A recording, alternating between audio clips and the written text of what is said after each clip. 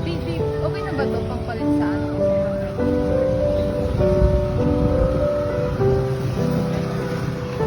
Okay, kain ka na muna. Wag mo na, bisa.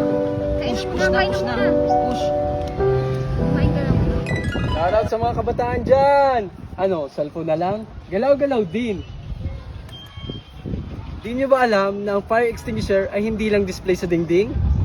Kaya ito, tuturuan namin kayong paggamit ng fire extinguisher gamit ang BAS method. Tanggalin ang pin.